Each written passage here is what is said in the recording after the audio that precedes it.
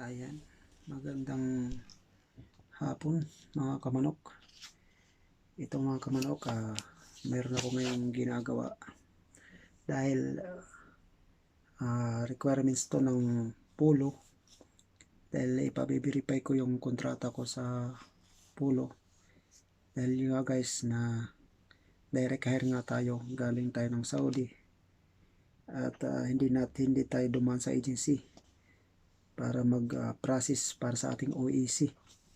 Ngayon, in-email ko yung Polo Wellington about sa pag-verify ng kontrata, kung paano bang proseso guys.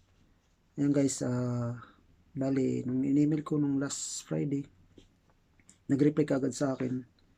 Ang bilis ng reply, maybe lang, ilang minuto lang na-reply kagad sila. At yun, binigyan niya ako ng mga list para kung anong mga kukunin kong requirements para ako ay makapag-verify. At ngayon, sabi sa akin, kung outside daw ako ng Wellington, hindi ko kailangan pumunta doon sa Wellington kasi medyo nga malayo, 7 hours ang biyahe. Sabi sa akin, nag-send sa akin ng mga requirements na yun lang kailangan. Ito nga guys, ang kailangan, sabi dun sa visa. Kailangan visa. Ayan. Ito. Katunayan na ikaw ay accredited worker na pumunta ka dito sa New Zealand. Tapos, simple guys, passport. Ito. Kailangan ng passport. Ang passport naman kailangan is hindi sa bababa ng 6 months bago mag-expire. Kailangan 6 months pataas ang tinatanggap nila para i-verify, kasi kung hindi abot sa ng 6 months na lang, mag-expire na, hindi nila tinatanggap guys. Yan. Ito, dalawa. Tapos guys, itong OFW information sheet, yan, kailangan din to. Bali, ang pulo na nag-send sa akin ito, pinaprint ko na lang doon. Mayroong nagpiprint dito, yun ang ginawa ko. Tapos ito guys, sinumpang salaysay, Tagalog pa yung mayroon ako nakitang video, English, sa akin Tagalog lang. Yan. Tapos, bali guys, hindi naman passport talagang dadalhin doon, yung original, kundi copy lang ng passport ang kailangan lang. Basta hindi mag-expire, hindi pa mag-expire. And then, ito guys, yan, confidential contract. Yan, individual employment agreement. Kailangan ng kontrata. Yan.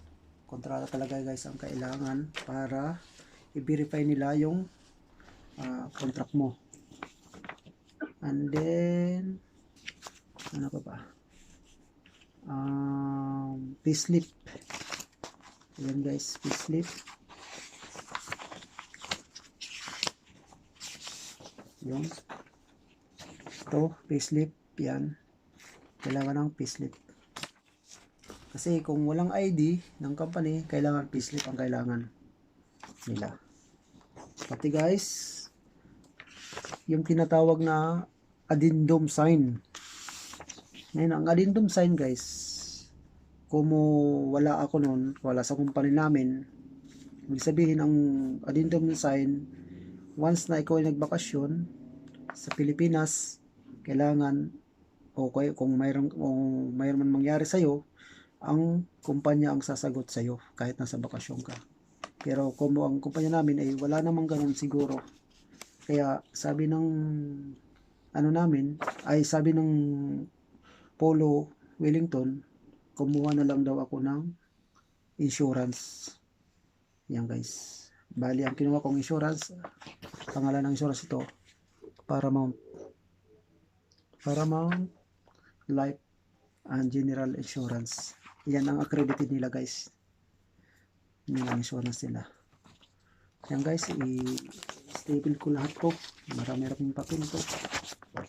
Yan. Tapos, isisin ko to sa dito sa NZ Post. Papadala ko doon. Ayan. Bali, kompleto na ako.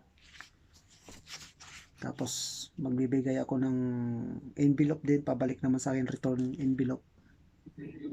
Ayan guys. Ayan guys lang yung ating video ngayon. Sana guys, mayroon tayong natutunan. Okay, bye bye. See you.